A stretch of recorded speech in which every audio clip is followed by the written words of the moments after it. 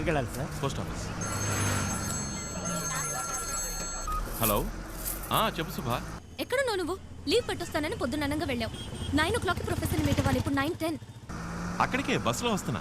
బస్సులోనా? కొంచెమన్నా సీరియస్నెస్ ఉందా నీకు?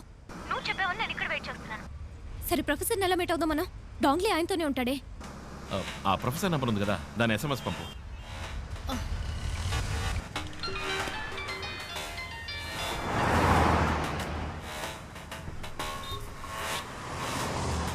హలో సార్, ఈసీఆర్లో 30 ఎకరాల స్థలం ఉంది, కొనిపడేస్తారా? ఎవరు నువ్వు? ఏం కావాలి? ఏం లేదు సార్, చైనా నుంచి 300 కోట్ల రూపాయలు వచ్చాయని మేము విన్నాం. అదే ఇన్వెస్ట్మెంట్ చేస్తారేమోనని అడిగాను. ఏం మాట్లాడుతున్నావు? నాకేం అర్థం కావట్లేదు. అవునవును, తెలుగులో మాట్లాడితే నీకు అర్థం కాదు కదా, చైనీస్లో మాట్లాడితే ఈజీగా అర్థం అవుతుంది. ఈ మధ్య ఇచ్చిపుచ్చుకోవడాలు అక్కడే కదా జరుగుతుంది. హలో, ఏదో అరకొరగా తెలుసుకుని ఆపదతో ఆడుకోవద్దు. అచ్చి, చైనీస్ దగ్గర నుంచి నువ్వు తీసుకున్న 300 కోట్ల గురించి, ఆపరేషన్ రెడ్ గురించి అన్ని వివరాలు నీ కంప్యూటర్ నుంచి కొట్టేశాం. హలో, అది నాకు కావాలి, వెంటనే తెచ్చిచ్చాయి. రే, దానివల్ల నాకేం ఉపయోగం రా? నేను అడిగే 2 ప్రశ్నలకి సమాధానం కావాలి. శుభని వాడు ఎందుకు చంపాలనుకుంటున్నాడు? ఆపరేషన్ రెడ్ అంటే ఏంటి? హలో, నాకు సెకండ్ కాల్ వస్తుంది, నేను మళ్ళీ ఫోన్ చేస్తాను. ఏయ్, నీ చైనీస్ పార్ట్నర్ పిలుస్తున్నాడా? ఫోన్ కట్ చేసావు. ఈ రోజు సాయంత్రం అన్ని న్యూస్ ఛానల్స్ లోను ఆపరేషన్ రెడ్ గురించిన వార్త వస్తుంది. అయ్యో, వద్దు వద్దు, నన్నేం చేయమంటావు? ఆటో ఎక్కు. ఆటో ఎక్కు. సరే సరే, ఆటో.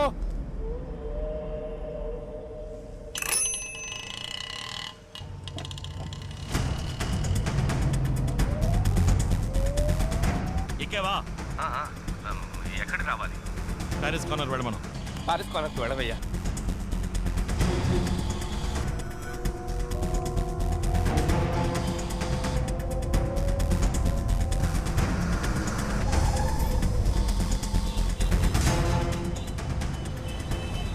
ఇప్పుడు ఎక్కడున్నావు? మౌంట్ రోడ్ సిగ్నల్ దగ్గర ఉన్నాను. దిగి ప్లాట్ఫామ్ మీద స్పీడ్గా నడు. ఎందుకు? దిగి ప్లాట్ఫామ్ మీద స్పీడ్గా నడు.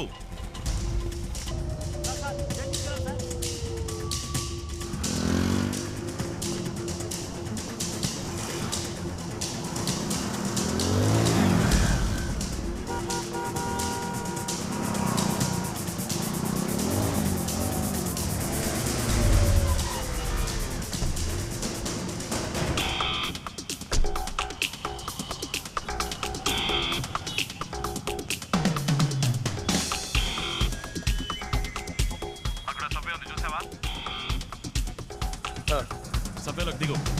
అలాగే.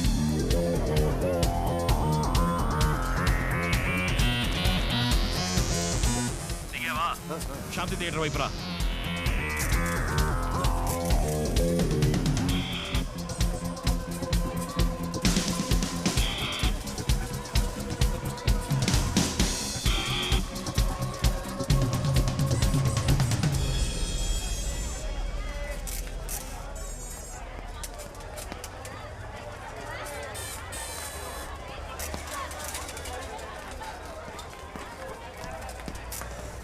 వచ్చావా? నీ ముందున్న బస్సులో ఎక్కువ.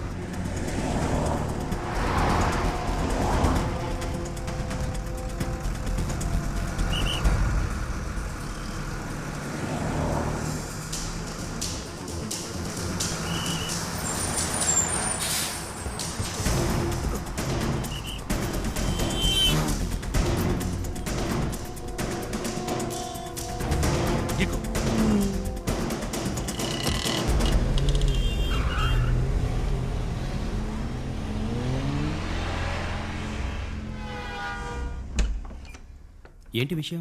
సడన్ గా లోపలికి రా. మై గాడ్, ఇదేమిటి సార్?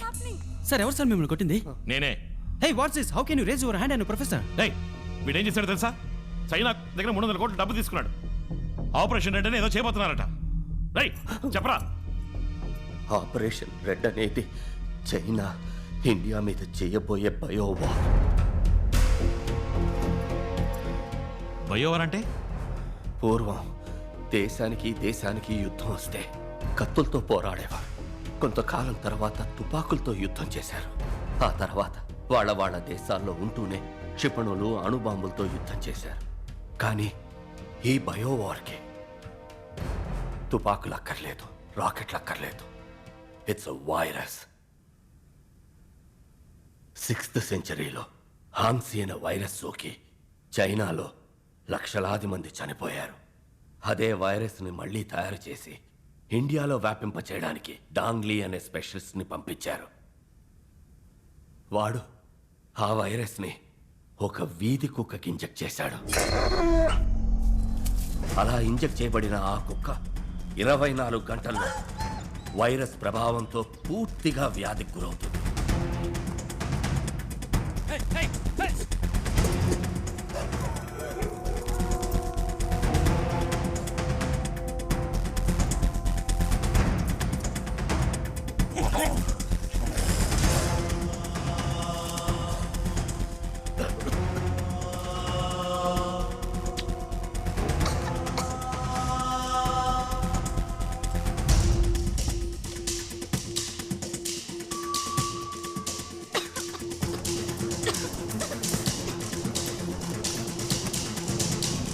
ఈ పాటికి ఎన్నో కుక్కలకి ఈ వ్యాధి సోకడం మొదలై ఉంటుంది.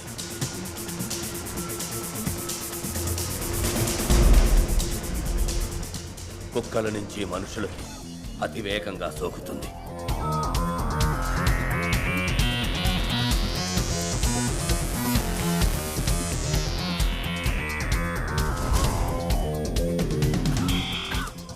ఇదివరకు సైంటిస్టులు వ్యాధికి మందు కనిపెట్టేవారు. ఇప్పుడు కొత్త కొత్త వ్యాధుల్ని కనిపెడుతున్నారు. ఈ వ్యాధికి ఎవరూ మందు కనిపెట్టలేరు. కానీ చైనా గవర్నమెంట్ దగ్గర ఈ మందు వివరం ఉంది. అది 1400 సంవత్సరాలకి పూర్వం బోధిధర్ముడు రాసిన వైద్య సూత్ర సంపుటిలో ఉంది. ఈ వ్యాధి వ్యాపించిన 60 రోజుల్లో ఈ దేశ జనాభాలో 30 లక్షల మంది చనిపోతారు. ఈ వ్యాధికి ఎవరూ మందు కనిపెట్టలేరా అని పరితపించే సమయంలో చైనా దీని మందుని విడుదల చేస్తుంది. ఆ మందు కోసం చైనా విధించే ఏ నిబంధనకైనా ఇండియా తల వంచి తీరాలి. అందుకే ఈ బయోవార్.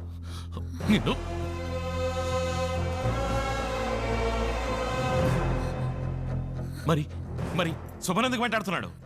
3 నెలల ముందు సుబతీసిస్ని నేను చైనా పంపించాను. బోధిధర్ముని DNA రీసెర్చ్ వాళ్ళకి షాక్ ఇచ్చింది. బోధిధర్ముని శక్తి సామర్థ్యాలు నీలోకొస్తే ఆ వైరస్కి నువ్వు సులభంగా మందు కనిపెడతావు. అలా జరగకూడదనే నిన్ను ఆ అమ్మాయిని చంపాలనుకున్నారు.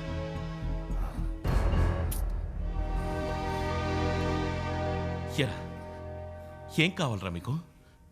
డబ్బు కోసం ఏమైనా చేస్తారా? అసలే నకిలీ డాక్టర్లు, నకిలీ మందులు. ఉన్న రోగాలు చదవని కొత్త రోగాలు కూడానా? మీ కుటుంబాలుగా రోగాలు అంటుకుంటే ఆలోచించరా? Aravind, one second Aravind, we have to do something. ముందు సిటీలో ఈ వ్యాధి స్ప్రెడ్ అయిందేమో తెలుసుకోవాలి. మా అంకుల్ సిటీ కార్పొరేషన్లో పనిచేస్తున్నారు. Call him. ఆయన ఫోన్ చేసి కనుక్కుంటా. Call him immediately. We have to deal with this one step at a time.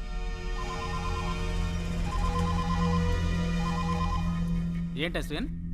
Uncle oh urgent information కావాలి. సిటీలో ఏదైనా కొత్త డిసీజ్ వ్యాపించిందా, ఎవరైనా చనిపోయారా అని తెలియాలి. తర్వాత వెటనరీ హాస్పిటల్లో కుక్కలకి ఏదైనా వ్యాధి సోకిందేమో తెలుసుకోవాలి. ఓ 20 minutes టైం నేనే ఫోన్ చేస్తాను. ఓకే అంకుల్, 20 minutesలో ఫోన్ చేస్తా అన్నారు. అవును, 9:30కి మౌంట్ రోడ్ పోస్ట్ ఆఫీస్ నుండి బయలుదేరింది మా బండే. బుక్ చేసింది సుభాష్ శ్రీనివాస్ అన్న ఆవిడే. కానీ ఎక్కడ డ్రాప్ చేసామనేది చెప్పకూడదు. రూల్స్ లేవు.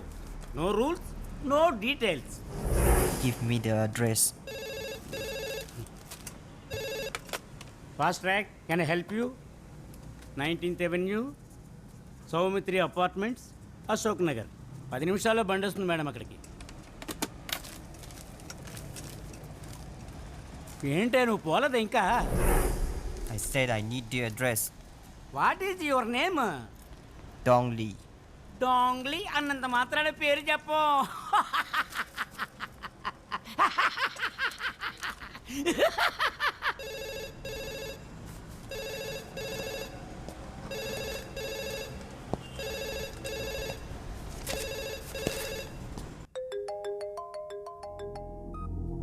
హలో అంకుల్, చెప్పండి.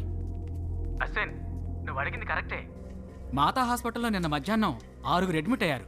అందులో ఇవాళ ఉదయం 8:30 ఒకళ్ళు, 11:30 ఒకళ్ళు చనిపోయారు. ఇంతవరకు ఏ వ్యాధిని డయాగ్నైజ్ చేయలేకపోతున్నారట. వెటనరీ హాస్పిటల్లో ఇంచుమించు ఒకే రోజులో 300 కుక్కలకు వ్యాధి సోకి ట్రీట్మెంట్కి వచ్చాయని చెప్తున్నారు. ప్రస్తుతం ఇంతవరకే తెలిసింది. ఓకే ఇంకేమైనా వెంటనే మనం ఆ మాతా హాస్పిటల్కి వెళ్ళాలి. ఓకే ఒక నిమిషం ఈయన ఇమ్రాన్, ఆ రూమ్ లో ఏదైనా ల్యాండ్ లైన్ ఉందా? లేదు. లేదు కదా?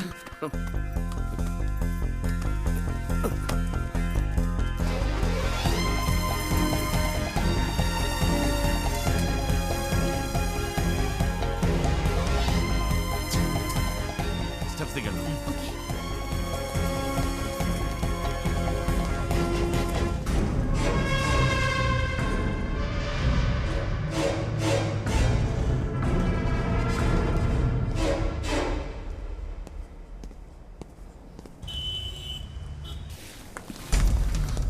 జనరల్ బోర్డు ఎక్కడుంది? రండి తీసుకెళ్తాను.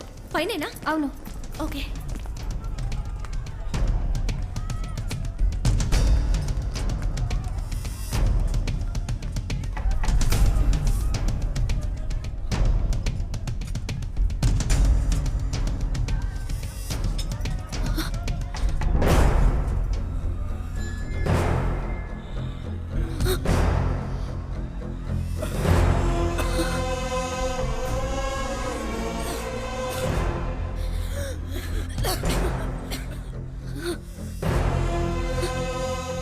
ఓ గాడ్, 6th సెంచరీలో వచ్చిన అదే వ్యాధి. ఏ వ్యాధి ఇండియాకి రాకూడదని బౌద్ధ ధర్మ చైనాకి వెళ్లారో అది ఇప్పుడు వచ్చేసింది. ఎంత పెద్ద ద్రోహం! చైనా పండు ఎలాగైనా పట్టుకుని ప్రాణాలు తీసేయాలి. లేదు అరవింద్, ఇప్పుడు అది ముఖ్యం కాదు. వాడికన్నా ప్రమాదం వాడు వ్యాపింపజేసిన వ్యాధి. పేషెంట్స్ ని ఇలా ఇక్కడే ఉంచితే వ్యాధి ఇంకా వేగంగా వ్యాపిస్తుంది. కమ్. ఇప్పుడు ఈ పేషెంట్స్ ని ఇమీడియట్ గా ఐసోలేషన్ వార్డ్ కి మార్చాలి. అశ్విన్, నువ్వు హెల్త్ మినిస్టర్ ని కాంటాక్ట్ చేసి సిచువేషన్ లోని సీరియస్నెస్ గురించి చెప్పు. ఓకే.